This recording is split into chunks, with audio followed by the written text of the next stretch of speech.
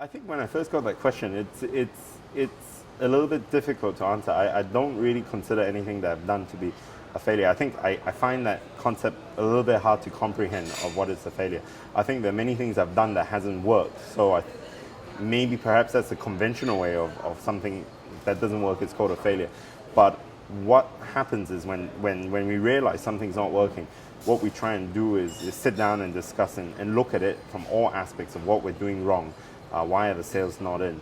Could it be a location issue? Could it be a concept issue? Could it be a service issue?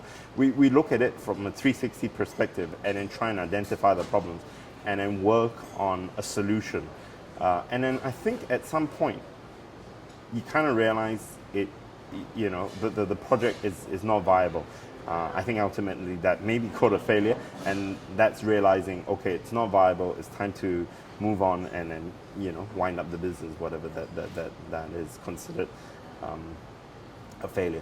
So I think it's hard to identify which is the biggest one, so to speak, but it's an ongoing process, I think. Maybe perhaps that's a better word, disappointment. I think that there are plenty. One of my earlier ones, which was a rather expensive mistake, I call it, was rolling out this concept called Delish back then when we were operating Delicious.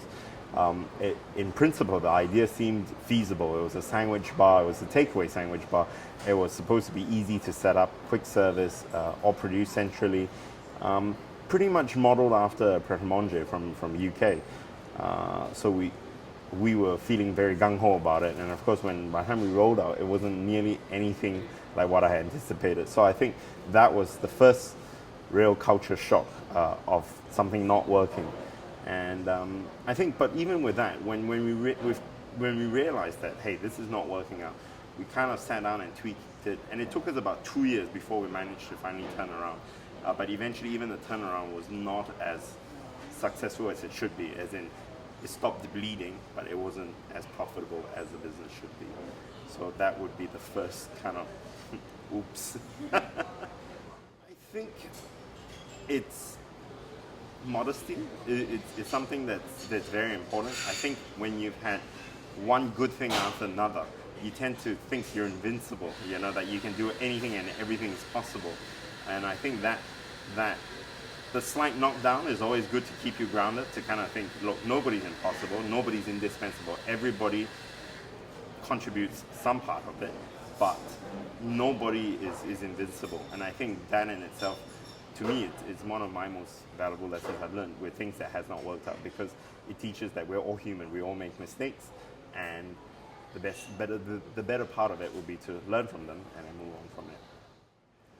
Oh, I was very shallow. I never had a big mantra.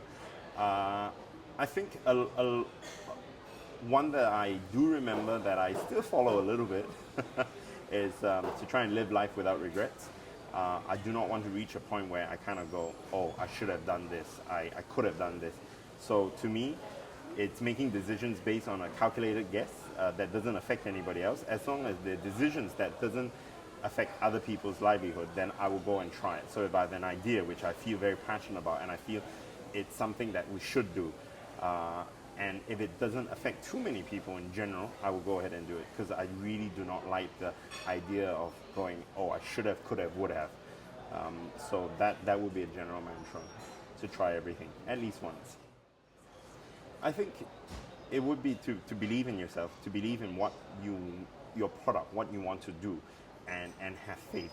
Do not be discouraged by small mistakes you make, but most importantly, gain the experience you need. Work with somebody else. I mean, I was lucky with, like you said, with the environment that I've had to kind of be in an entrepreneurial family.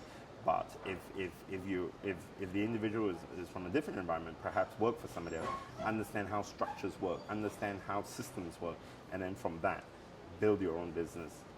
And of course, I think most importantly, build a network around you that you can trust, that will work together with you to build your business.